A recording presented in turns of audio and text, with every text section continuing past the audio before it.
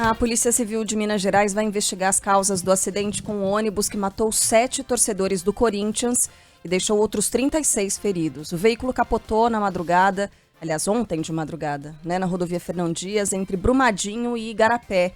A principal suspeita é que tenha ficado sem freio. As vítimas voltavam para São Paulo depois da partida entre Cruzeiro e Corinthians no Mineirão. De acordo com a Agência Nacional de Transportes, a viagem era irregular. O motivo é que o ônibus não tinha registro nem autorização para realizar transporte interestadual de passageiros. Mais informações chegando ao vivo agora direto de Minas Gerais com a Mariana Reis. Diga, Mariana. Bom dia, Carla, Sheila e Migali. Pois é, esse ônibus que vinha de comboio com 43 passageiros, torcedores da organizada Gaviões da Fiel, quando bateu num barranco entre Igarapé e Brumadinho, aqui na região metropolitana de Belo Horizonte, e capotou.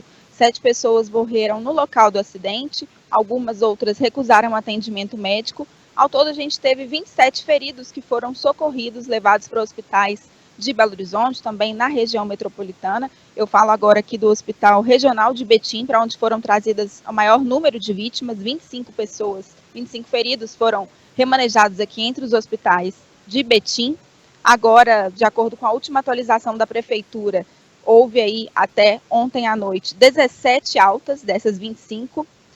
8 pessoas permanecem aqui neste hospital, sendo 7 em estado considerado estável e 1 em estado grave. Como vocês lembraram, a ANTT, que é a Agência Nacional de Transportes Terrestres, destacou que essa viagem era irregular, porque esse ônibus ele não tinha autorização para realizar viagens interestaduais. Relatos de sobreviventes é de que o motorista tenha perdido os freios e avisou os passageiros. A nossa reportagem conversou com o Éder Carlos, de 35 anos, que estava nesse ônibus e relembrou aí os momentos antes do acidente. Vamos ouvir. Estava no fundão, perto do banheiro. Aí a gente acordou com a gritaria de que estava sem freio. Eu vi o motorista passando rápido por 2 caminhões, 2 ônibus. E aí ele fez a manobra de jogar em cima do barranco para tentar. Acho que ele pensou que ia parar, mas do jeito que ele jogou, o ônibus tombou no barranco. Nossa reportagem também ouviu o aposentado Nilton Barbosa, ele que é pai de uma das 7 vítimas que não resistiu. Ele lembra que sempre ficava preocupado com essas viagens que o filho fazia para acompanhar os jogos. Vamos ouvir o Nilton. Com certeza a gente se preocupava, né? Mas infelizmente, né? Que nem eu falei, né? Não é uma criança, 33 anos praticamente. Então, na sexta-feira, ele falou para minha esposa: mãe, não briga comigo, mas eu estou indo para Minas. Aí minha esposa falou para ele: falar o quê para você, né? Não adianta, né? Só põe oração. Infelizmente aconteceu isso. Além dessa viagem clandestina e desse provável problema técnico, a geografia do trecho não ajuda. Nós conversamos com o tenente do Corpo de Bombeiros, Fernando Frois, que acompanhou a ocorrência. Ele destacou essas características, que o local é uma descida íngreme com curvas fechadas. Tanto é que o trabalho para poder destombar esse ônibus e também remover os corpos levou mais de 7 horas. O tenente, então, conversou com a gente e destacou que somente a perícia é quem vai realmente revelar a causa do acidente. Vamos ouvir. Nós, que estávamos no local e tivemos contato aí durante a coleta de informações, alguns passageiros relataram ter escutado o condutor do ônibus gritar e dizer que o veículo estava sem freio, o sistema de freio estava inoperante. Mas aí também cabe a perícia, da Polícia Civil fazer os trabalhos e averiguar aí se realmente houve ou não um problema mecânico. Só para a gente concluir, a nossa reportagem também ouviu o diretor científico da Associação Mineira de Medicina do Tráfego, Dr. Alisson Coimbra, que destacou que essa contratação de serviço de transporte por viagem particular é algo muito comum entre as organizadas, porque é um transporte prático e também barato. Além dessa viagem, desse transporte ser mais em conta do que uma passagem comprada na rodoviária, por exemplo, os passageiros, os torcedores, têm essa comodidade de combinar com o motorista, de levá-los até o estádio, aguardar, e de lá mesmo eles já retornam para a cidade de origem.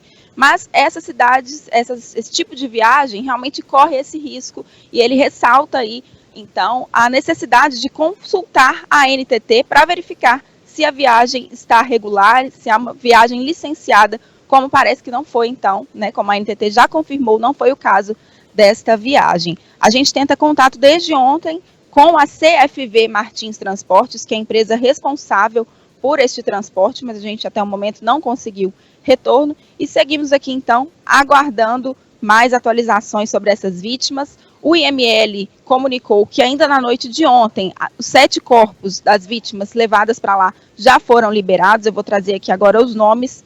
Renan Wellington Barbosa, que foi até o pai dessa vítima que a gente ouviu aí na reportagem, José Antônio da Silva, Andreu Nicolas Francisco, Alain Luiz Sampaio Aguiar, Hamilton Rogério dos Santos, Rodrigo Lacerda de Barros, todo de São Paulo, e por último, Vanderlei Henrique Simão, que era mineiro, também estava nesse ônibus.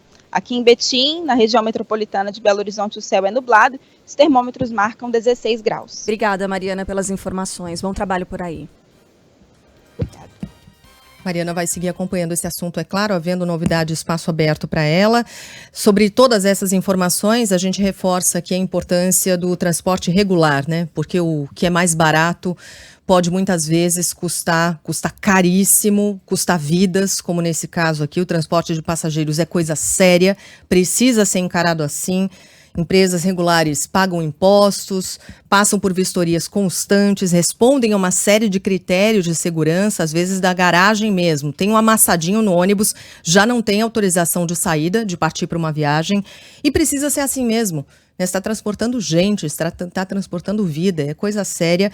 Então, que a ANTT volte a informar sobre os detalhes em relação a multas a essa empresa, em relação à fiscalização em cima dos donos dessa empresa. É impressionante que essa empresa ainda não tenha se manifestado, não tenha falado.